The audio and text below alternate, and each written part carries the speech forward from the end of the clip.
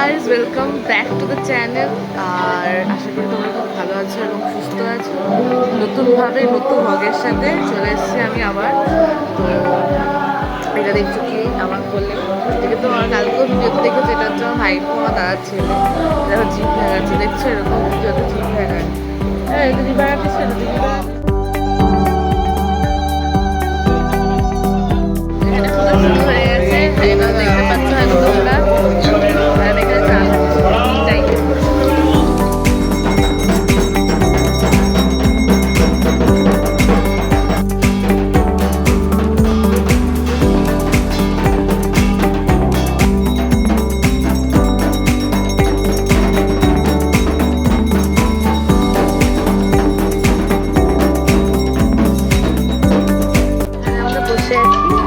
আমাদের পুরো যোগাযোগ চলছে এখনো, তোমরা দেখতেই পেলে।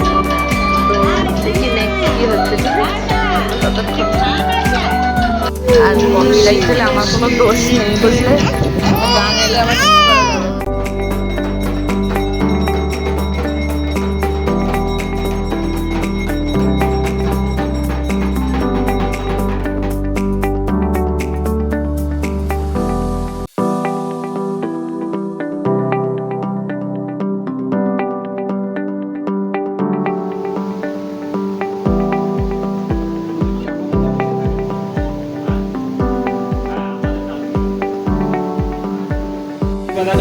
মুয়ের মতো করা আছে, দেখো ওর মধ্যে সব কিছু রয়েছে।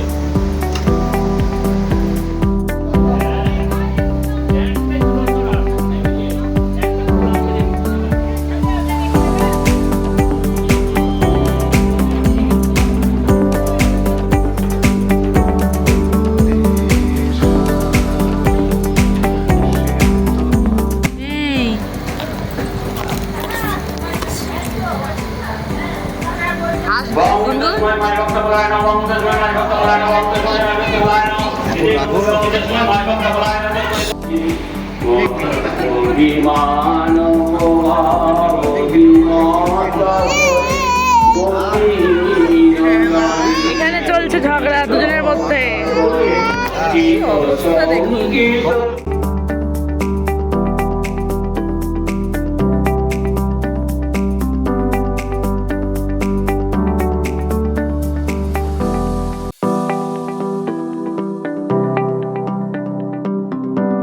অনেকক্ষণ ধরে বসে আছি, এখনো যোগাযোগ হয়ে উঠতে পারলো না। বাপরে বাপ, ঠাকুর বসে এসছে 5টায়, জানি না কেন তাড়াতাড়ি এত এসছে।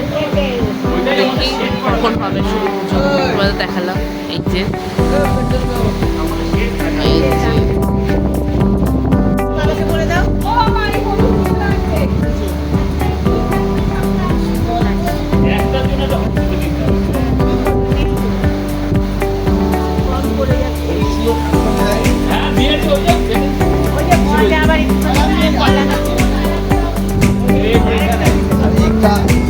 তো পুজো এখনো চলছে, ষষ্ঠী পুজো। বাইরে অনেক আওয়াজ, তাই জন্য ঘরে এসে ব্লগটা করছি। জল খেতে এলাম, আর খুবই গরম, ফ্যান দিয়েছে তাও গরম লাগছে, আমি ঘেমে গেছি। তোমরা যদি ভাবো যে কী পুজো করছো টবের মধ্যে, আমি বলে দিই যে অনেকে হয়তো জানে যে বেল পুজো হয় ষষ্ঠী পুজোর দিন। মানে বেলকে পুজো করে, বেল গাছকে পুজো করে তারপর মার কে পুজো করা হয়। তারপর মানে ষষ্ঠী পুজো বেল গাছকেই নিয়ম মেনলি পুজো করে, তারপরে অস্ত্র মানে অস্ত্র দেয়, ঠাকুরমশা অস্ত্র পড়ায় মাকে। তো ওটাই চলবে, এরপর অস্ত্র এ করবে। এখন বেল পুজো হচ্ছে। আর তোমরা, আমাদের বাড়িতে তো আর বেল গাছ নেই, ওই জন্য টবের মধ্যে ওই বেল এনে ওখানে বেঁধে পুজো করা হয়। তো চলো পরে কি কি হচ্ছে সেটা দেখি। আজকের ব্লগটা এইটুকুই থাক, আর শুয়ে পড়েছি আর পাচ্ছিলাম না। তো আজকের ব্লগটা এইটুকুই থাক।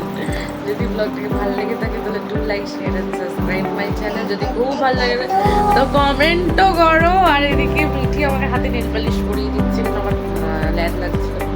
ওকে বললাম সুন্দর নেল পালিশ করায়, ওই হাতে পরিয়ে দিচ্ছে, ওই জন্য। তাহলে কালকে আবার দেখা হচ্ছে, কালকে সপ্তমী, কালকে আবার কলাভোগ স্নান আছে।